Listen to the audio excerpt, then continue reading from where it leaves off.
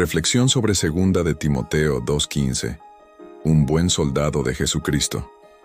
Tú, pues, hijo mío, esfuérzate en la gracia que es en Cristo Jesús. Lo que has oído de mí ante muchos testigos, esto encarga a hombres fieles que sean idóneos para enseñar también a otros.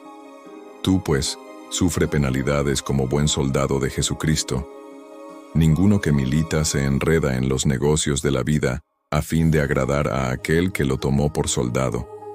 Y también el que lucha como atleta no es coronado sino lucha legítimamente. El labrador para participar de los frutos debe trabajar primero. Considera lo que digo, y el Señor te dé entendimiento en todo. Acuérdate de Jesucristo, del linaje de David, resucitado de los muertos conforme a mi evangelio, en el cual sufro penalidades, hasta prisiones a modo de malhechor, mas la palabra de Dios no está presa.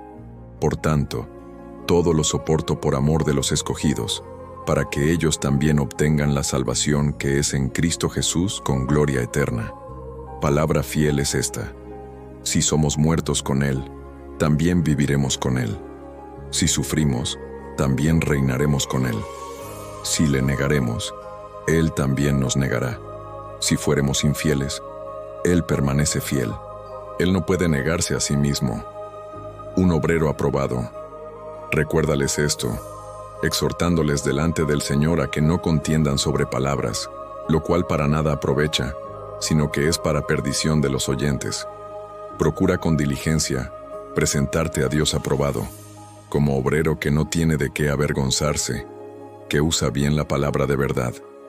Mas evita profanas y vanas palabrerías, porque conducirán más y más a la impiedad.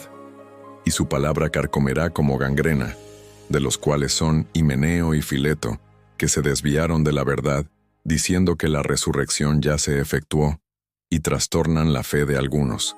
Pero el fundamento de Dios está firme, teniendo este sello: conoce el Señor a los que son suyos, y apártese de iniquidad todo aquel que invoca el nombre de Cristo. Pero en una casa grande, no solamente hay utensilios de oro y de plata, sino también de madera y de barro. Y unos son para usos honrosos, y otros para usos viles.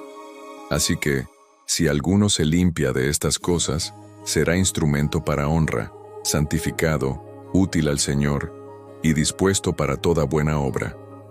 Huye también de las pasiones juveniles, y sigue la justicia, la fe, el amor y la paz, con los que de corazón limpio invocan al Señor. Pero desecha las cuestiones necias e insensatas, sabiendo que engendran contiendas, porque el siervo del Señor no debe ser contencioso, sino amable para con todos, apto para enseñar, sufrido, que con mansedumbre corrija a los que se oponen, por si quizá Dios les conceda que se arrepientan para conocer la verdad, y escapen del lazo del diablo, en que están cautivos a voluntad de él.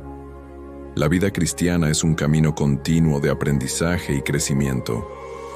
En este proceso, la Biblia se convierte en nuestra guía indispensable. En la segunda carta a Timoteo, capítulo 2, versículo 15, encontramos una exhortación poderosa y fundamental para todo creyente. Acompáñanos en esta reflexión sobre 2 Timoteo 2:15, donde exploraremos su significado, aplicación y cómo este versículo puede fortalecer nuestra vida diaria como cristianos. El versículo de 2 Timoteo 2:15 dice: procura con diligencia presentarte a Dios aprobado, como obrero que no tiene de qué avergonzarse, que usa bien la palabra de verdad. 2 Timoteo 2:15. Significado y explicación de 2 Timoteo 2:15. Este versículo, escrito por el apóstol Pablo, es una instrucción dirigida a Timoteo. Aquí, Pablo está enfatizando la importancia de estudiar y manejar con precisión la palabra de Dios. La frase, procura con diligencia, sugiere un esfuerzo constante y esmerado por comprender y aplicar las Escrituras. Presentarse a Dios aprobado significa vivir de tal manera que nuestra vida esté alineada con los principios y enseñanzas bíblicas. No se trata de la perfección, sino de un esfuerzo honesto por vivir conforme a la voluntad de Dios. Obrero que no tiene de qué avergonzarse. Implica que debemos esforzarnos en nuestro estudio y enseñanza de la Biblia para que nuestra interpretación y aplicación de las Escrituras sean correctas. Usa bien la palabra de verdad. Destaca la habilidad de manejar las Escrituras con precisión, entendiendo su contexto y significado para transmitir su verdadero mensaje. ¿Cómo podemos aplicar 2 Timoteo 2:15 a nuestras vidas? Aplicar 2 Timoteo 2:15 en nuestra vida diaria requiere de una dedicación constante al estudio de la Biblia y a la oración. 1. Estudio de la Biblia. El primer paso para aplicar 2 Timoteo 2:15 es asegurarnos de que estamos dedicando tiempo de calidad a la lectura y el estudio de las Escrituras. Este tiempo no debe ser superficial ni apurado, sino que debe ser un espacio en el que nos sentemos con la Biblia abierta, buscando no solo información, sino también transformación. El estudio de la palabra de Dios nos ayuda a comprender mejor su voluntad para nuestras vidas, a conocer su carácter y a entender las promesas que ha hecho para nosotros. Una práctica esencial en este aspecto es la consistencia. No se trata de leer por leer, sino de profundizar en los textos, reflexionar sobre ellos y permitir que nos desafíen y nos enseñen. Puedes comenzar con pasajes pequeños y meditar en su significado y aplicación. Una excelente manera de hacerlo es por medio de un plan de lectura diaria, lo cual nos da estructura y continuidad en nuestro caminar espiritual. Además, no debemos subestimar el valor de estudiar la Biblia en comunidad. Unirse a grupos de estudio bíblico o participar en grupos de discusión cristiana nos ayuda a profundizar aún más, ya que las perspectivas de otros hermanos en la fe pueden iluminarnos de formas nuevas y reveladoras. Los grupos de estudio también nos ofrecen la oportunidad de preguntar, compartir y aprender de las experiencias y reflexiones de los demás. Es importante recordar que el estudio bíblico no es solo para adquirir conocimiento, sino para crecer espiritualmente y vivir de acuerdo con la voluntad de Dios. 2. Vivir sin vergüenza ante Dios. Parte esencial de la aplicación de 2 Timoteo 2:15 es vivir de manera que no tengamos que avergonzarnos ante Dios.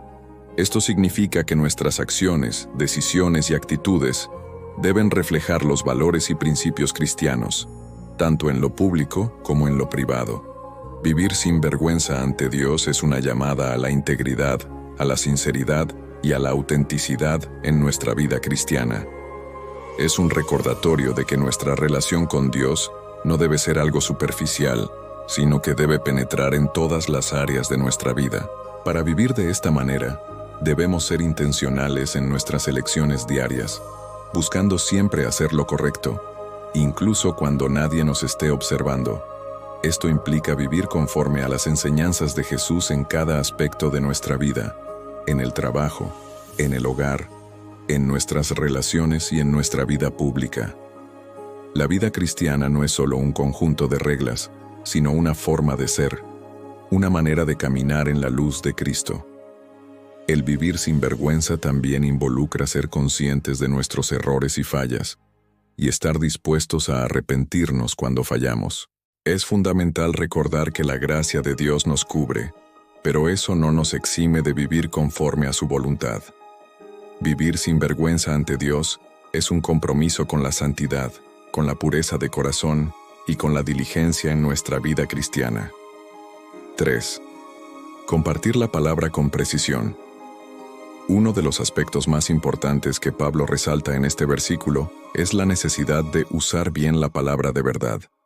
Como cristianos tenemos la responsabilidad de compartir la palabra de Dios de manera precisa y fiel, sin distorsionarla ni adaptarla a nuestras propias ideas o intereses. Esto requiere una preparación constante, no solo a través del estudio personal de la Biblia, sino también mediante la práctica continua de vivir de acuerdo con los principios que compartimos. Es fácil malinterpretar o tergiversar las Escrituras, ya sea por falta de conocimiento o por el deseo de hacer que un mensaje sea más conveniente para las circunstancias o para los oyentes. Sin embargo, Pablo nos exhorta a que seamos fieles en el manejo de la verdad, sabiendo que la palabra de Dios es poderosa y tiene el poder de transformar vidas.